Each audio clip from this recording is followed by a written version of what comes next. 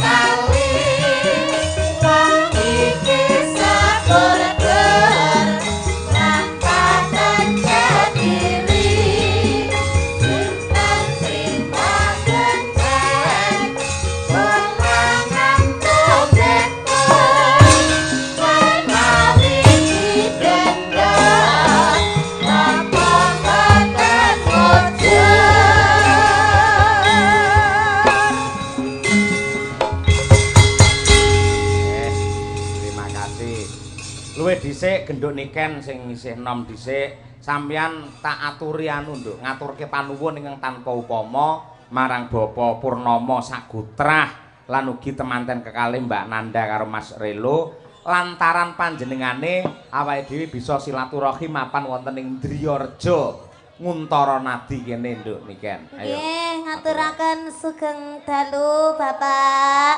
Nggih, sugeng dalu Nduk. Nggih, kagem Bapak Purnama. Nggih, leres nggih? Leres Pak Purnama. Kula niku nek ngapalne namine Pak Purnama niku kula ngeling-eling Purnama Pedhot ngoten mawon. Wah, iya. Nggih to, Pak? Heeh, wis mari saiki pisan. Oh, ngoten. Nggih, sugeng dalu Pak Purnama, Bu Purnama kalian warga Driyareja Magetan. Oh, Nguntanadi Magetan. Nggih niki acarane pernikahan putrane Bapak Purnama. Nggih, Mbak Nanda karo Mas Relo sing menikah. Mbak Nanda dengan Mas Relo semoga sakinah mawaddah warahmah. Semoga langgeng, cepat diberi momongan. Semoga berbahagia selalu. Amin ya rabbal alamin. Kagem Pak Purnama mugi-mugi sehat selamat wilujeng. Amin. Asma kinarya japa, Nduk? Asmanipun ingkang kagungan hajat menika Pak Purnama. Purnama ki tegese yen ngibarati rembulan kuwi penuh dengan sepenuh hati Bapak Purnama tresnani lan nglestarekake seni tradisi dan menghibur warga masyarakat Driyareja ngono kuwi. Nggih. Selanjutnya Bu Kesi, yo, Mbok Genti. Kula? Nggih no. Ning saderenge kula matur ndongaaken keluarga besar Pak Purnama. Aku mau berpantun dulu dong. Wah, isik ae. Ya panggah, pantune panggah lho, Pak.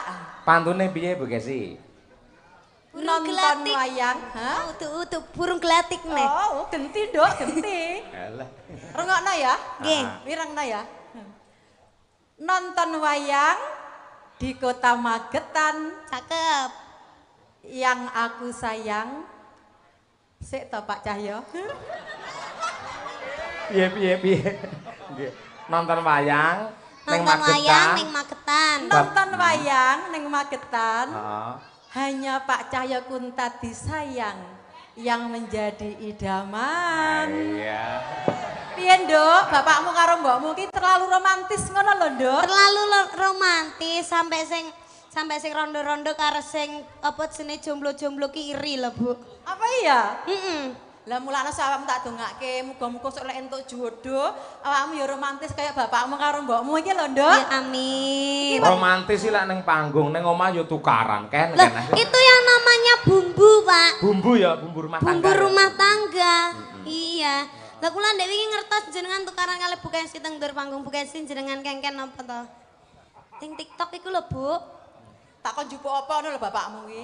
Terus nesu-nesu. Tukaran pokoknya jenengan iku caksi lovers. Wah iya. Kayak rumusnya ngene Nduk, angger aku bar tukaran karo Bu Kesi, bar kuwi Bu Kesi mesti mengandung neh bar kuwi terusan. Lah iya. Loh, nyuwun sewu Pak Dalang. Dalam. Nah, niki sekalian napa nggih? Kula badhe istilahipun memberi motivasi kepada pemanten berdua. Mbak Nanda. Mbak Nanda, khususipun Mas Relo. Ya. Mas Relo, ngeten Mas. Gini Mas, kalau saya bilang bahasa Jawa ngoten jenengan anu nggih kertos nggih. Dadi ngeten niki. Sing kula alami tiang berumah tangga menika biasanipun keromantisannya itu hanya bertahan selama 5 tahun. Muga bar kuwi halah kadang-kadang ora gagas pasangane. Ning jenengan jangan rumusnya ada satu hal. Apa Biasane ngene lho, Nduk. Wong lanang iki biasane lek ning ngarepe wong wedok ngono iki gayane iki ora ngawaki. Lek salahane ora ngawaki, ya toh? Nggih. Ning wong wedok iku Mbak Nanda pinginnya selalu dimengerti. Orang mong Mbak Nanda tok, orang mong Bu Kesi tok. Tak kira ibu-ibu sedaya teng mriki nggih ngoten nggih Bu. Wong wedok niku pinginnya dimengerti nggih napa mboten? Nah, Tapi ngoten niku. perempuan itu bukannya selalu ingin dimengerti, Bu. Anjane perempuan itu tidak boleh salah, Bu. Iya, Karena betul. laki-laki itu tempatnya salah. Nah. Jadi laki-laki itu harus apa? Menghargai gitu, Bu. Namanya laki-laki itu harus mengalah. Bener, makane Mas Relo, Pak ora Mas Cahyo Relo, mengalah. ora Mas Relo, ora Bapak Yoyo. Pokoknya jenengan ini bener, ora bener, salah, ora salah, kudu ngaku salah ning ngarepe wong wedok. Dah. Itulah laki-laki yang baik. Cocok Mbak Nanda? Lek iso orang ngakoni salah tok. Piye, Nek Nduk? iso wis gak kleru kudu ngekeki duit. Nggih ta, Bu? Betul. Kok lek hatinya berbunga-bunga. Ngene lho, Nduk. Ini aku nengahi Pripun, ning kok pripun? kuwi nun sewu ora kok mbelani karo bapak-bapak niku mboten. Ning witing klopo sak lubune, ngeten Bu Kesi. Jadi tumrape wong bebrayan itu tidak kita saling menyalahkan yang lain, namun kita sendiri harus merasa salah dan harap dimengerti apakah maknanya mencintai. Mencintai adalah ketika kita tidak menyakiti orang yang kita cintai dan juga siap ikhlas legowo menerima rasa sakit yang diberikan oleh orang yang kita cintai. Itulah mencintai. No. Tapi aku ya enggak. Yang namanya mencintai.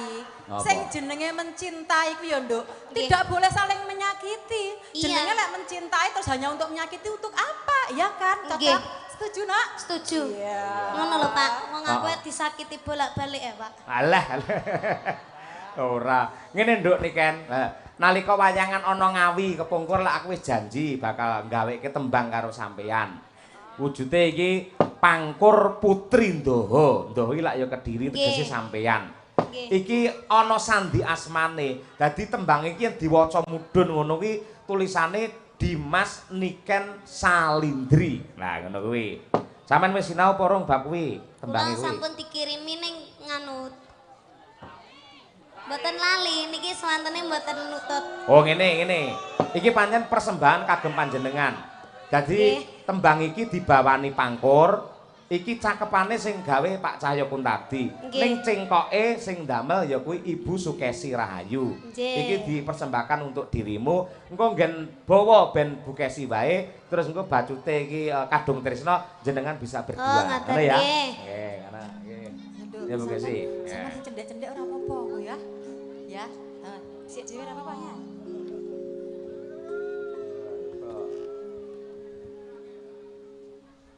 Wani nih kan? Oke, sip, yo. Timen budaya ngrembaka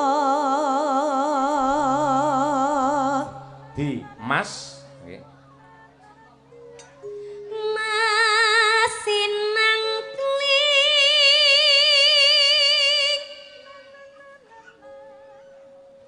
cahya nirna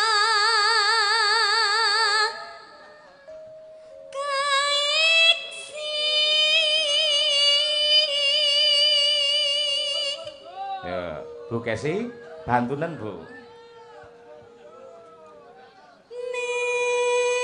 Nimas mestikaning jantung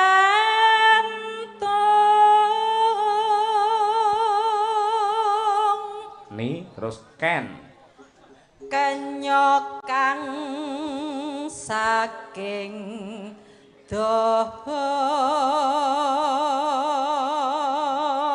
Sal salwiring reh nembang beksa wus kacakup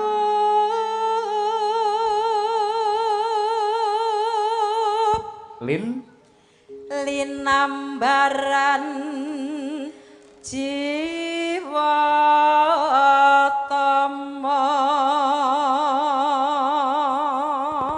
terakhir Dri. Triya sumarah mring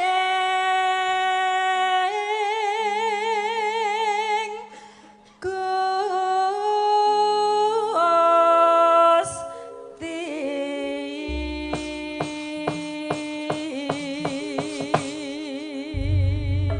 Alhamdulillah. Nggih, sak pangkur ki Nduk, openana ya Nduk tembang iki. nggih Pak Iki lek gawe tak rewangi poso 7 dina 7 bengi lho iki. matur sembah nuwun nggih Pak Iya no, tak rewangi 7 dina 7 bengi ora nyedak mbokmu belas aku. Alah gombal among sapa sing ngomong? apa ya kuat ora nyedok nyedok alah bapakmu lho Dek bengi ngene anake turu ngono iki dheweke gayane wira-wiri nang ngarepku lho. Jam 12 bengi kan. Ngopo Pak? Terus wayahe lho. Ngelingke aku kok kan. Oh sih, ampun kleru wayahe tegese lak tengah wengi Bu Kesi tak aturi wudu bar kuwi salat tahajud ngono lho maksude iki. Oh, percaya mboten Pak? Percaya mboten Pak? Percaya. Alah percaya karepmu ora ya karepmu. Tak kira wae dhewe. endingnya piye Bu endingnya piye Bu Endinge ya bapakmu ngerti-ngerti ngene lho. Gelandang mbokmu ngene mlebu ngene iki lho kan. terus diapake Bu Alah bocah cilik rasane melok ngerti. Halo sampean yo ngomong kok iya kan aku ingin tahu Aja sampean sik belum 17 tahun ke atas. hari kita 17 ya Bu Oh iya. Ya bacute anu ya Nduk Kadung Trisno. Nggih. Nah, iki enteng lek iki ora dhuwur nadane. Dhisik ana Niken Salindri. Yo. Lamat was katon tetsane yen mbok brangkatan menjalan mangatu wirengani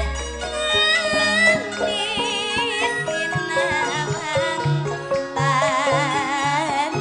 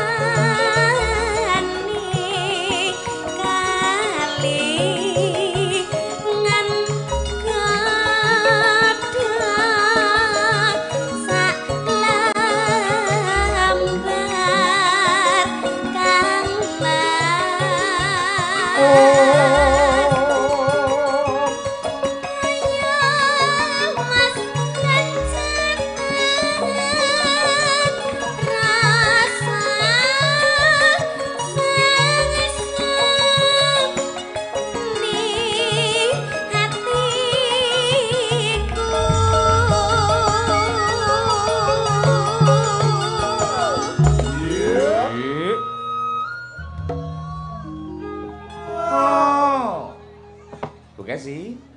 Pacane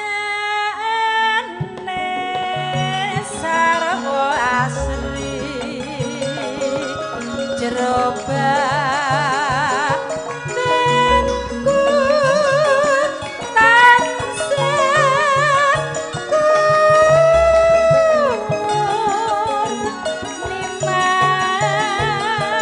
Dua kali ya,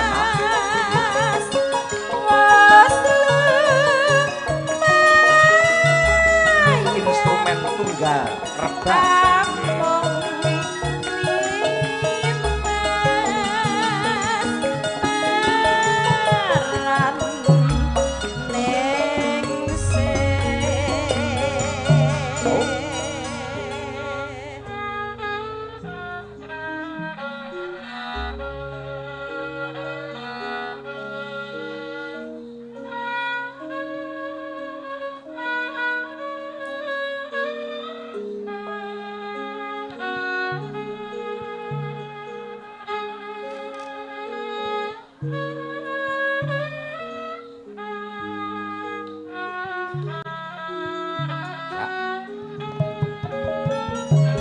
Kesi dhisik genti ya.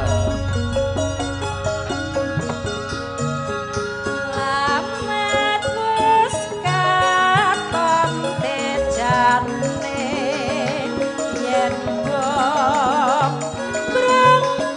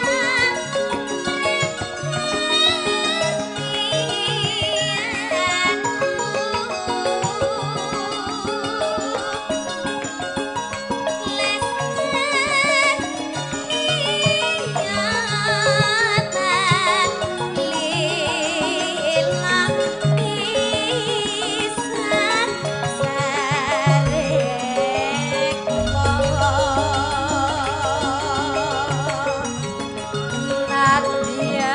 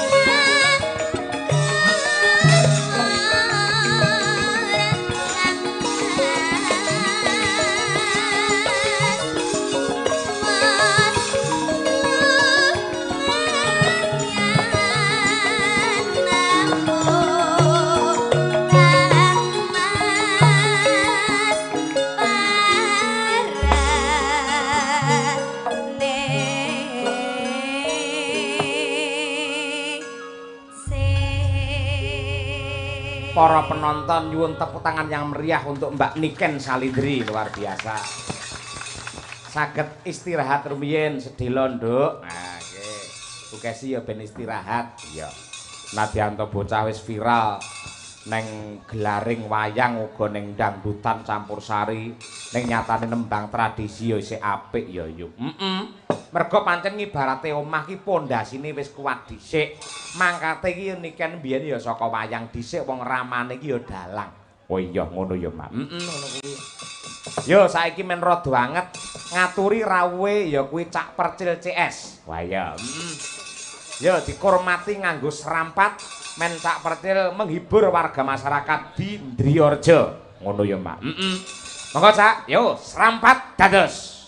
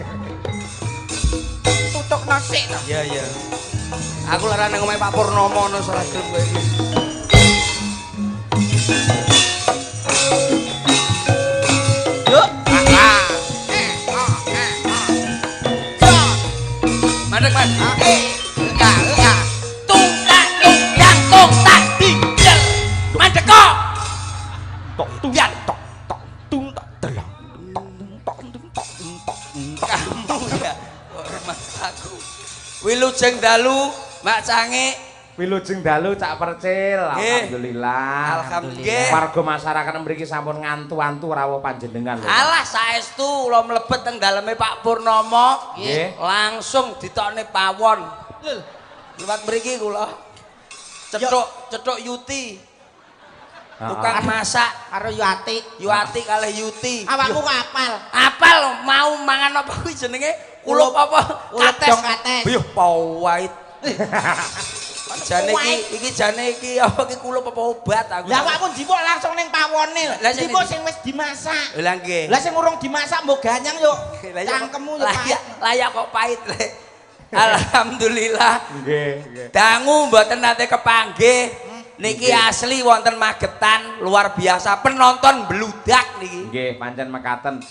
Mertandani bilih piyai Magetan menika sanget anggenipun tresna dumateng budaya mliginipun wayang kulit. Tepuk tangan untuk penonton Magetan malam hari ini. Luar biasa. Sing nonton niku lho sampeyan kathahe kok gumunku wedok tok jane lanange iki lho ning ndi iki lho. Endi ta? Lek iki Lah lanange mosok mung sak cilik-cilik kene iki tok. Lah iki lho wedok tok sampeyan kathahe iki lho. Kowe lho ape ndelok apa yo? Kowe ngerti wayang apa ora? awakmu Delok kowe. Oh, berarti pengen roh. Oh, roh kula temrap kula. Wong sakmene akeh iki mung pengen roh gantenge Percil. Alah. Percil kok ganteng kok enek. Percaya to sampean. Apa sampean iki ora tau ngilo apa piye ngarani awake. Ning omah sajake ra enek kaca pengilo. Lha lek sing delok wedok-wedok ya mung pengen roh ganteng ku to le. Percil ganteng nggih Bu nggih. Alah. Ya ora. Piye? Elek to. Lah yo lah ngono kok awakmu sombong jare pengen Wis to ben sombong dhisik le iki teng daleme Bapak Purnomo. Nah, kowe hati-hati kudune ning kene. Nyapa? Timbang diworsoni pedhot. Lah nyapa? Lah, Iki Pak duduk Purnomo. Pak Polisi. Iki Pak Guru. Oh, ora kowe. nggih. Lagi ngoten to niki ajate napa? Hajatipun Mahargya Putra Mbiwado Siwi, mantu Mas. Mantu nggih. Nggih kula dongane Mbak Nanda kalian Mas Rela. Mas Relo. Relo. Relo. Lah tulisannya kaya Rela mosok mburine rela berkorban. Iki wong Jawa, dadi Relo. Relo. Nah, bahasa Indonesia rela. Oh iya, Mas Relo kalian Mbak Nanda jadi keluarga sakinah mawaddah lan warahmah. Amin. Dadi ngono kuwi tak ta?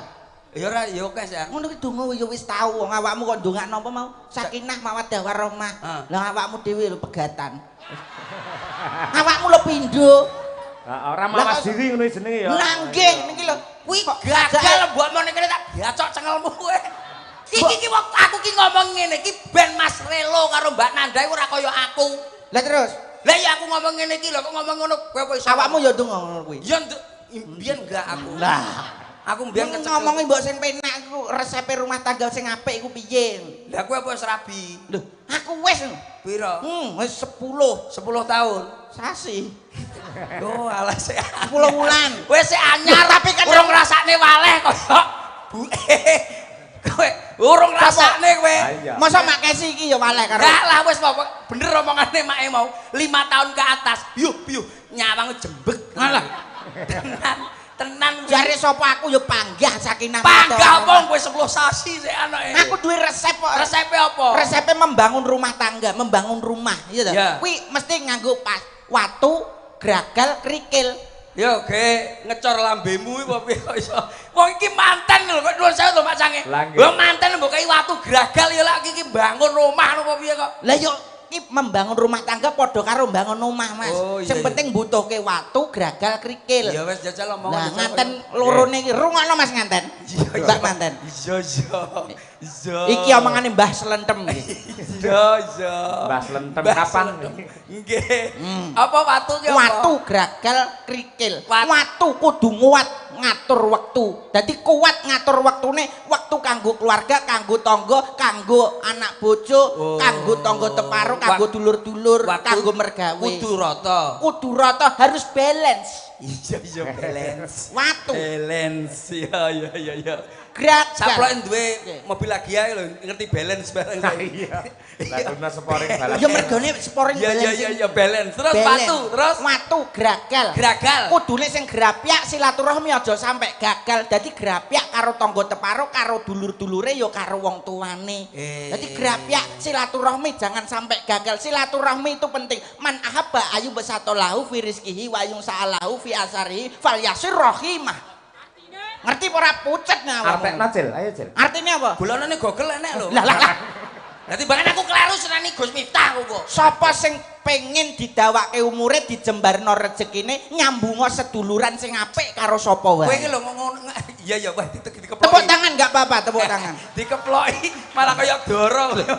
Lho ora nek ngono lho. Kowe ngomongnya ning ngarepku lho Mak Cangik. Lah piye? Lah aku lho Gus Miftah tak eloni, Gus Idam tak eloni. Terus Gus Kautsar. Terus Gus Samsudin. Iki kon tangga kuwi nyapa mbok. Lah fotone enek ning Facebook akeh lho. Tanggaku.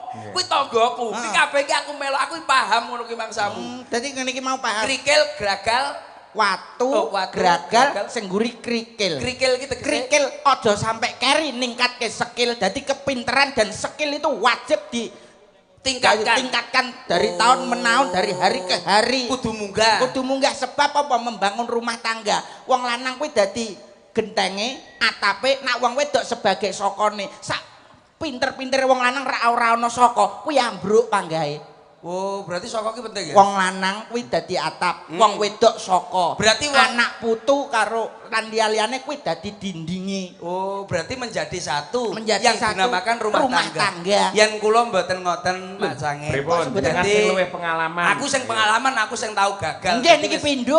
Tak bacok cengelmu lho, wis meneng pindah. Lah ya kan pengalaman to. Iki aku ngomongi Mas Relo sama Mbak Nanda.